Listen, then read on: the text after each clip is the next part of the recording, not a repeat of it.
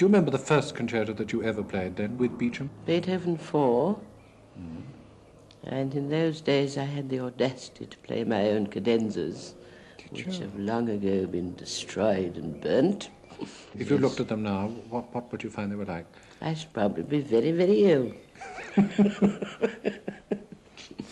I have a visual memory of masses and masses of arpeggios and most terrible modulations. Very long, of course. Flamboyant to a degree.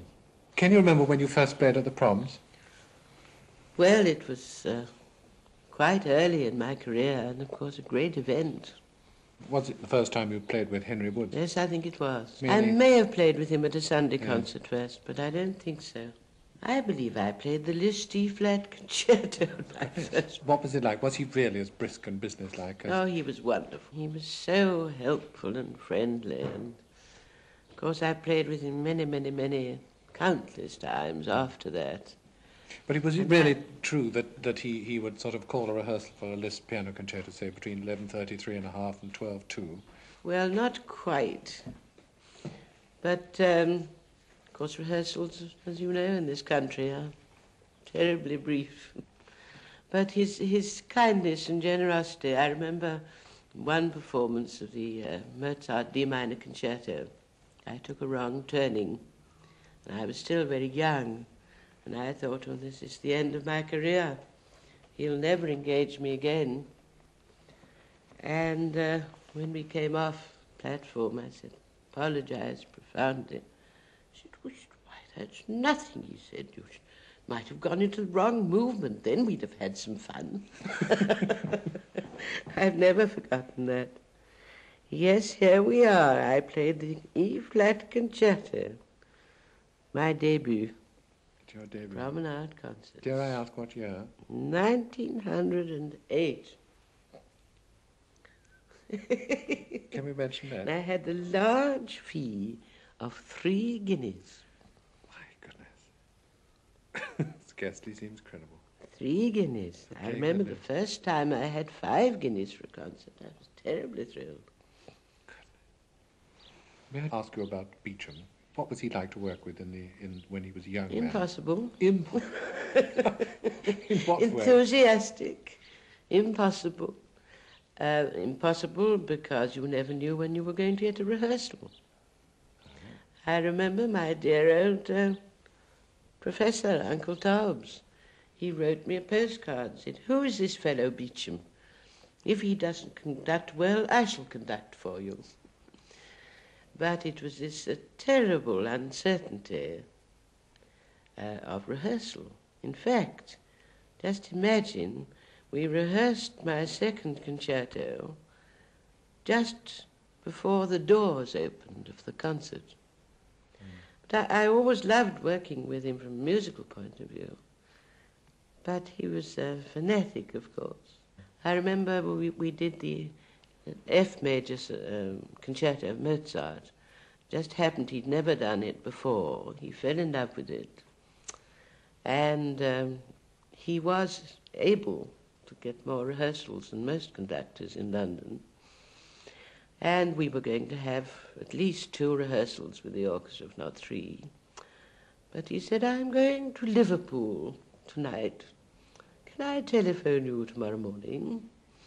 I said, yes. So at 9 o'clock the next morning, he telephoned me from Liverpool with a score in front of him of the F major Mozart concerto. And he'd asked me to have it in front of me too.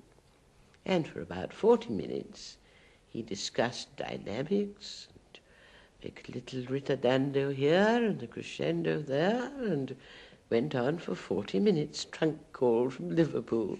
The next morning, he was back in London. We rehearsed again. Fantastic fellow he was. And then, of course, he was terribly naughty, always conducting without his music when he didn't always know it. Mm. Do you think students have an easier time of it today, on the whole, with all the money and grants they get? Yes and no. Yes, because perhaps more is done for them, And then broadcasting is a great help. But also the no is the terrible competition. There are too many people now who are not necessarily great musicians, but who can, for instance, play the piano. They can all In rattle some through instances, much too well.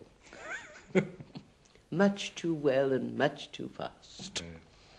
In fact, one day, when these young people take these exaggerated tempi, I'm going to get up in the audience and I'm going to say, Vive le sport! I tell them it when I'm teaching and they play so ridiculously fast. I say, it isn't music anymore. I'd just as soon watch skating or hockey competition. Can I ask you one more question? Do you actually like recording? Hate it. I hate all machines. I hate this microphone. I think I told you when you asked me if I would do it. I said I would feel as if I were going to be photographed. And the photographer asked me to smile, and I couldn't remember where my mouth was.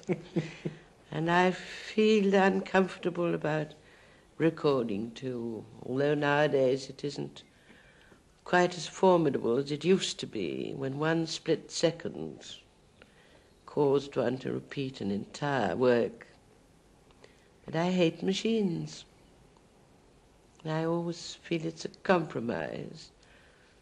And I try never to judge a performance finally, even when it's broadcast.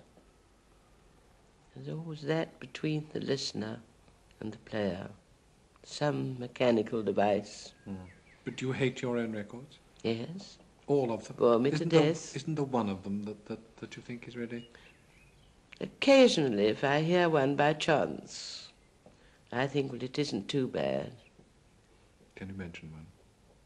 Oh, bits of the Carnival and Beethoven 109, and one or two short pieces that I've done.